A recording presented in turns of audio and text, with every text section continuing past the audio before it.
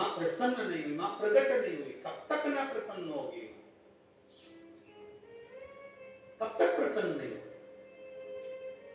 और भीलों के सरदार ने फिर माँ की आराधना करना प्रारंभ करी। तब माँ ने आकर भीलों के सरदार से कहा, क्या चाहता है माँ, मेरे क्षेत्र के इन भीलों का कल्याण नहीं हो रहा, इनकी भूमि चली गई, जल में समा गई, मकान टूट गए, सब परेशान, सब कष्ट में, माँ कृपा कर। माँ कहती है, सुन ए भीलों के सरदार, स्मरण कर, जल में बहकर आऊंगी मैं, जल को अपना वाहन बनाऊंगी मैं। उस समय पर जब तेज जलवृष्टि होगी, जल को अपना वाहन बनाकर मैं पहुंचूंगी तेरे सामने। मैं स्वयं मूर्ति के रूप में तैरती हुई पाषाण के रूप में जब दिखूंगी, तब तू मुझे निकाल लेना। अब इतना कहकर माँ तो चली गई, पर माँ जब जल वृष्टि हुई और माँ जल को अपना वाहन बनाकर आई और पानी में बहती हुई माँ का स्वरूप जब दिखा, देखते ही भीलों के सरदार ने सोचा, ये माँ दिख तो रही है, फल भी दिख रहे हैं, फूल पुष्प भी दिख रहे हैं, और माँ सामने से आती हुई नजर भी आ रही है, पर इतने जल में मैं किसको भेजूंगा कि माँ का कभी स्वरूप तुम निकाल कर लाओ। तो अब सरदार ने विचार कर, अपने माँ से पूछना भूल गया कि तुम कैसे मुझे प्राप्त होगी। तो उसने मछुआरों को बुलाया और मछुआरों को बुलाकर कहा, जाओ अपने अपने जाल बिछाओ और जाल में माता को लेकर आओ। माँ जाल में आती नहीं। भील से कहा, सरदार ये माता तो जाल में आती नहीं। तब भील ने फिर माता की आराधना करी और माँ से प्रार्थना करी, माँ इन मछुआरे के जाल में आप प्रवेश करिए। तब माँ मछुआरे के जाल में प्रवेश कर जब आई, तो स्वयं भीलों के सरदार ने उनकी आराधना कर कहा, माँ आप कृपा करो। माँ कहती है, कहीं ऊंचे टेकरे पर मुझे विराजमान कर दे। तब माँ को ले जाकर ऊंचे टेकरे पर विराजमान कर दिया।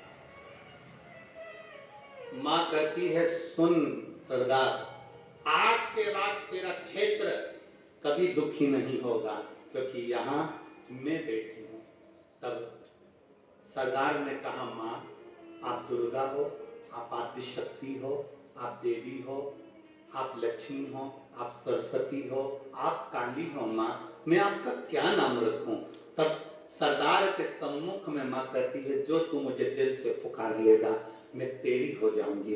बस उसने कहा, माँ तू जल में से निकली है और जाल में फंसी है,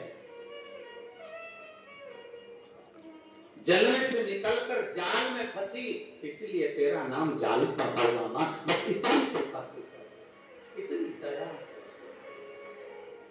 और माँ जाल में फंसकर जल में से निकलकर जाल का बनकर राजगढ़ की इस पावन धरा पर विराजमान हो गए। माँ विराजमान कह दिया माँ ने, सुन सरदार,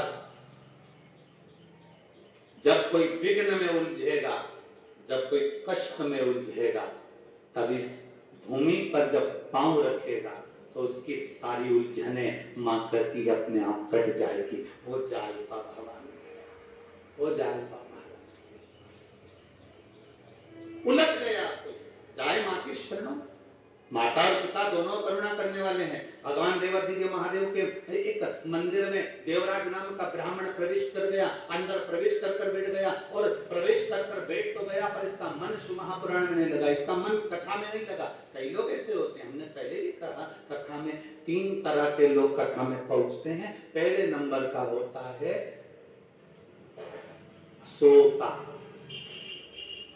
पहले नंबर का है सोता।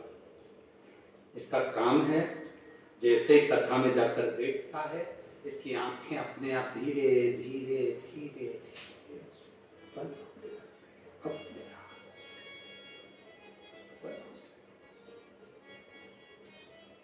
ये कथा में सोने पहुंचता है।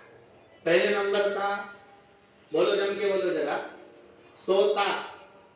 दूसरे नंबर का होता है सरोता।